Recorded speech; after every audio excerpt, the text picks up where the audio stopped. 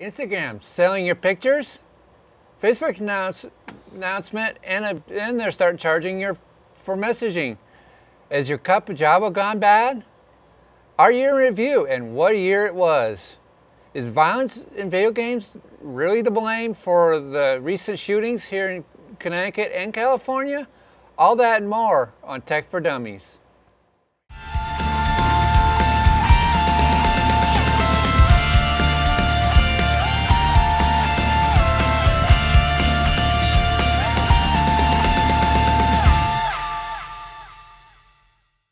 Welcome to Tech for Dummies, the show that makes technology fun again. I am your host, Darren Quick. Follow us on Facebook on Tech for Dummies, and email us for techfordummies at hotmail.com.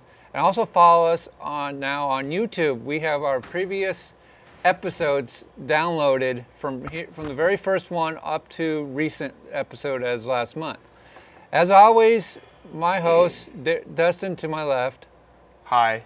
I don't know if the camera's on me. Hi, I'm Dustin, the co-host. The dummy, right? The dummy. And now on to some tech news. Recently, with the recent shootings of school shootings here in Connecticut, Newtown, and California, the controversy of violence in video games and television and movies are starting to come back up again. And people are starting to blame them, saying they're desensitizing our youth, and people are showing that the youth that they should be, using these type of games for inappropriate ways. I mean, personally, I think it's wrong. It's not because of the video games, but people are thinking that way. What are you thinking? Well, this is an issue that has got me. I just, full disclosure, I just pre-ordered the new Grand Theft Auto game, so you can tell I do play the violent video games, but I don't think for some kids, maybe they would be a catalyst, but I don't think you can put as much blame on the video games as it is for other things like how your household's raised. My mother wouldn't let me play Grand Theft Auto till I was in 7th or 8th grade.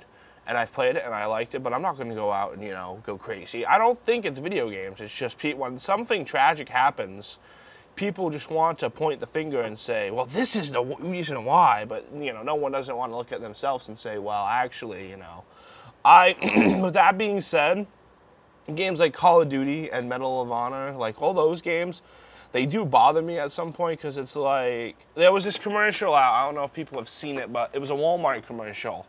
And it was like, it was like Call of Duty in 3D, and they were like having the 3D glasses on, playing it on a 3D TV, and I'm like, if you want to do Call of Duty in 3D, why don't you just join an army or something? Like, exactly. I hate those games because they're so realistic, but they're not what it's like. So they give kids the idea of like, well, this is what everyone does, so I want to do it. Like, I play mostly sports titles.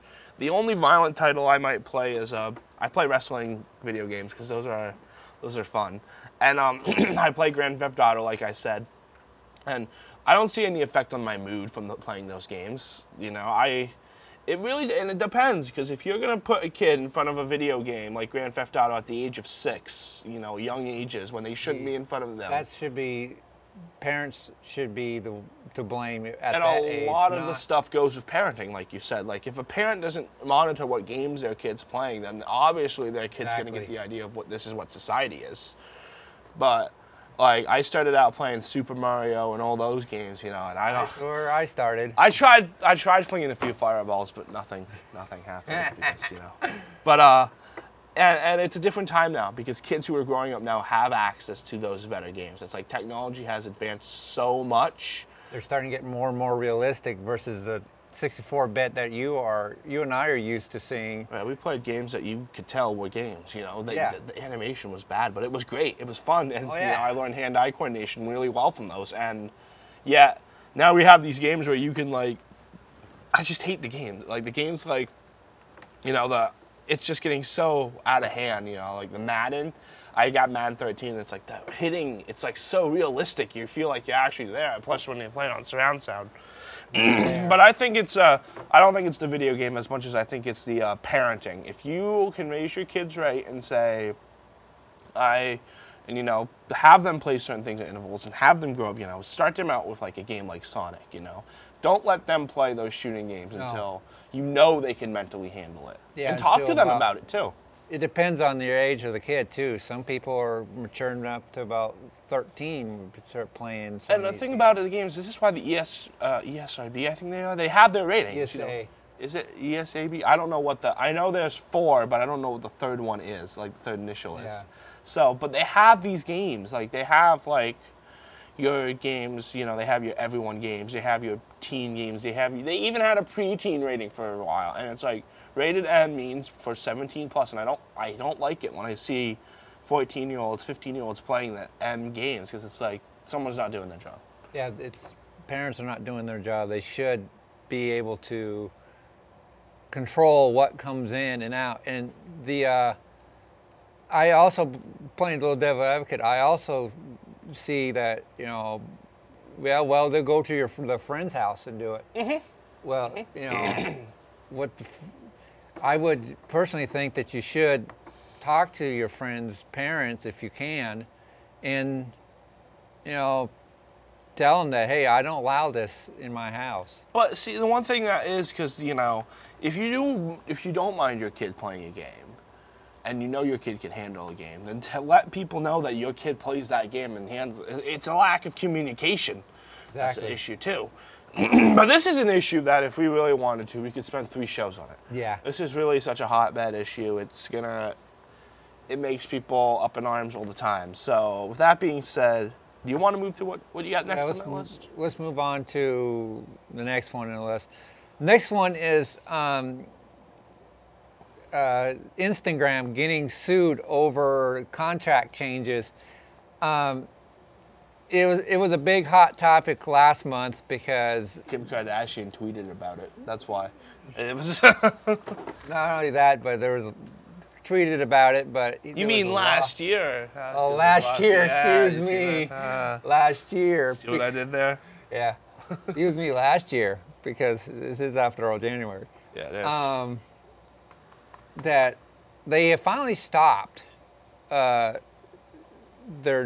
Stopped doing this. What it was they were selling your pictures on their site. Whatever pictures you put on their site, the sites like Flickr or Yahoo Photos or Facebook Photos, and they were selling your pictures for their advertising to use in their advertisements. And a lot of people were going, hey, wait a minute, no, I don't think so, type of deal, that this is my personal pictures, these are my private things, and you can't do that. But Instagram saying that in their disclosure that we can, and that's what they were that's what this big huge lawsuit is over, is who is right. Is the public right, or is Instagram right? Me personally, I don't think Instagram should have been doing this, but also you also understand once you put that stuff out there on the internet, put it online, it's online. It's online. It is automatically no longer becomes your private domain. It comes public domain, and they have the rights to do whatever they want to do. Right. And it's funny because you keep saying Instagram. It's not Instagram. It's Facebook. Facebook owns Instagram now. That's right. So, and it's the big evil blue Facebook, which I deleted my Facebook app from my iPad. I'm trying to get off Facebook, believe it or not, because it's, and Facebook changed its privacy policies. And I didn't know if you heard about this, but Mark Zuckerberg, Facebook's founder, his sister had a photo that was tweeted out of her of a private family event because of her Facebook privacy settings. And it's like Facebook's privacy settings are so out of whack now, like they changed it on you. And the same thing with Instagram, because now that Instagram's owned by Facebook, they're wanting to change it. They're going to change it to make it look just like Facebook. And when this happened, there were some people who were like, Instagram's going to come a lot like Facebook, and there were people who jumped ship on Instagram. And now that Instagram is trying to, privacy changes, meaning they can see it and whatever they want to do with it, people are mad about it. And the thing is that once you click the terms of agreement, if you don't read those terms of agreement, like I know Let's be honest. Guilty. Let's I be don't honest. read Who 'em. reads the terms of agreement? I don't all the read time? 'em. Every single time. Like, you know, you probably click yes a few times, and that's saying that you're letting them see your photos. So they can do this. Like, in a way, they can do this. They shouldn't be able to profit on you. I don't think, personally. I think it's wrong if they can profit on you without your permission or without you getting a cut. But it's a sticky issue. And this is, you know, and Instagram and the Facebook company had a fight with Twitter now, you know, because you can't see Instagram photos on Twitter anymore. That's something that bothers me as a Twitter user, a Twitter diehard, because I can't click on photos and everyone posts from Instagram, you know. It's something that is it's something that really has to do with internet privacy in general, like saying if you put something online, do you give the company permission to share that? And if you click yes, you do give the company permission to share that. So even if they do that, as long as you're giving permission, I think it'd be fine. But a lot of times they weren't even giving you permission before. yeah, the thing about, They were just going out and doing it. I don't trust Facebook. I don't trust that company. I've been seeing, you know, the more I After hear this next story, I would definitely start thinking about dropping. the more I mull it, the more I'm thinking of just deleting my Facebook clean and letting the friends that I actually talk to know that I'm deleting my Facebook. Oh, it's starting a Google Plus. If anyone wants a Google Plus, find me. I got Google Plus too. So. Google Plus is really nice. It's just nobody's on it yet. You know what I mean? Nobody from around here, like my friend circle's on it. But if my friend circle was on it, I'd love it. And Google's kind of the same way as Facebook. You know, they have privacy things, but it's all sketchy, you know? It's all sketchy. At least with Google, they're trying to fix the problems. Yeah, Google. Facebook, they haven't done anything really. Google, I think, here's my bold prediction for 2013. I think Google Plus is going to start to become a favorite over Facebook. And it's not going to overtake. It's not going to overtake Facebook. Nothing will overtake Facebook. But you know how Facebook kind of rose over. You know, remember MySpace? Does anyone remember? You know, it won't be as big as Facebook, but it'll be bigger. You know, I wish MySpace would make a comeback. I don't know what you guys are talking about. Actually, MySpace is making a slow. I'm thinking of getting a MySpace, make the comeback. But Come on! They're more of an indie for independent rockers. Which is independent cool. music. Yeah, they were originally a music site that, you know. They're no longer a social media site like Facebook used to, or like Facebook is. Yeah. All right, moving on. After hearing this story and after hearing what Dustin's saying, you might want to reconsider Facebook, having a Facebook in general. Facebook account in general, because now they're starting to charge their users every time you message somebody that you're not friends with. You're not friends with, is up to $1 all the way up to $100 if you want to talk to Mark Zuckerberg. Yeah, So I send Mark Zuckerberg a few messages, but I don't think that. I think I'd get blocked from it. Anyway, So I think I personally agree with Dustin here. I think it's just Facebook starting to die off. They're trying to stay alive, stay afloat. I don't think they're dying off as much as I think they're just trying to, because they're publicly traded now. So they've gone public. They're gone, yeah. But trading, so they want to keep making things, you know, good things for investors. And that means when you want to start pleasing investors, that means you're going to get you're going to get sketchy. Yeah. Like a lot shadier because, you know, and I personally do not like the thought of someone I'm not friends with on Facebook messaging me and finding me and be able, you know, I've been guilty of this, but there's probably been 20 or 30 people that I've met over the past 2 months that their Facebook privacy settings are unlocked, so you can just go on their page and see everything they've posted. Same, yeah. There's And a lot actually, I'm concerned that, you know, I don't post anything I'm not proud of on my page, but, you know, it's kind of like, at what point do you say enough is enough? You know, if you know, some creeper can actually message you and you can report it and then they could pay to message you again, from what I've understood. So, and paying the message people that you don't know is basically saying, hey, we're going to sell. Facebook's basically saying, this is you. This is people, you know, anybody, you know, they're selling you. They're just selling you now. But here's a question. I haven't heard anything, but who gets the money? Do we Facebook. Facebook gets all of it? Facebook gets the money. Facebook gets all the money. All of it? Yeah, and you hear how they're giving gifts now. Like, they're trying to be in it, you know, they're trying to come up with new things, which is always good. New things is always good, you know, that type of thing. It's cool. But the way they're doing it is not. It's a little sketchy in my opinion. They're going to start driving people away. I don't think they'll drive people away because I think a high majority of Facebook users are blind to internet law and something like that. You know, Yeah. I think a lot of Facebook users are like, oh, I got my, you know. I got It's more for the what is it? It's really more for the average consumer. That's what Facebook is. It's also for the idea of having a Facebook page. Yeah, because that's the thing. Facebook page is so, you know, on iPhones and stuff now. It's like you sync with Facebook. You know, you can sync with Facebook. You can sync with Twitter. You can one button. You can post anything you want onto Facebook. Yeah. And actually 2 buttons because you have to press the button and then press post. But it's the idea of it's taking over people's lives at this point. It's like I've realized it because I realized I was always on Facebook. I was always on Facebook, and I'm trying to get off because it's kind of like an evil super company now, you know? Yeah, what started out as an idea for, you know, to be able to talk with people has kind of become, you know, they have, I don't know if you have the Facebook app for your iPod. Yeah, I do. And if you have an iPad, but when you scroll down, like every third story is install this app now for a great deal, or install this app, like there are ads on the Facebook. It's like, I don't want to see ads on my, you know, friends' statuses, but till they come up with something better, you know what I mean? Yep. So what else do we gotta do? Is it PSA time? One more tech story. Okay, what's that last tech story? Last tech story is the Java flaw that Oracle has came out. There's a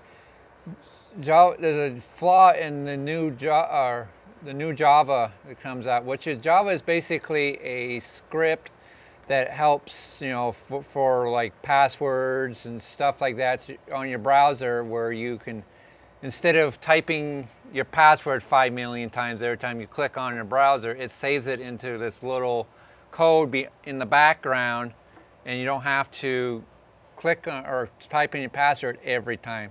Well, now hackers have found a way to get through the loophole of Java and starting to get onto your computer and hacking your computers. It's pretty bad to the point where even Homeland Security is starting to warn people about this. So, I think... I don't know what to think about this because, you know, I do use that. I do save the passwords, and that's one thing you know... Luckily, the passwords I do, you know, like my bank account, but, you know, once they get in the one password, they can get in another password. It's like, once they get into your email, they can look at it all up, and they can... It's kind of scary to think that all my information can be gone like that. Identity theft is something that is pretty easy nowadays, you know. They're basically telling everybody to turn off Java, and the way you do it is well, I'm using Chrome here. Let's use, in Chrome, it's settings. Let me do it. I just find this story it's fascinating what hackers can do. Like, I would love to spend a day with a hacker just to see just to see what they do. Because it's really interesting, you know? And companies, if you were running like Macs and the newer PCs, like in Google Chrome, nowadays they've pretty much stopped using Java anyways. Have they? Yeah. Macs have pretty much stopped using. Apple has pretty much used it. Apple is just a whole nother story. You know, like the video games, we could have a whole day on Apple. We could just... Did you hear the story about Apple that came out, how their employees were mistreating stuff? Like, you would bring your iPhone and they would go through your pictures. Like, instead of fixing it, and this is actually a true story, and I'll give you the link if you want to see it, but they actually had Apple employees, you know, they would just smash iPhones. And then they would just get a new one. Like, they would smash them. They totally worst employees ever. And it's like, I just got an iPhone. It's like, I'm not going to give it back to Apple for service because I don't know what they're going to do with it anymore. You know, they had people stealing iPhones and selling them. They had people smashing them. They had people going through their photos. It was bad. Was it New Year's? Oh, it wasn't just over the New Year's. It's over. New Year's was in Japan or someplace overseas. They stole over $1 million worth of iPods and iPads. And the Microsoft Surface was sitting in the back. Not one was touched. That's the thing. I just don't know what to think anymore. The world is going downhill fast, you know? Yeah. So is this what we got for our tech stories? Is that it? That's pretty much it for tech stories. On to our PSA. Okay.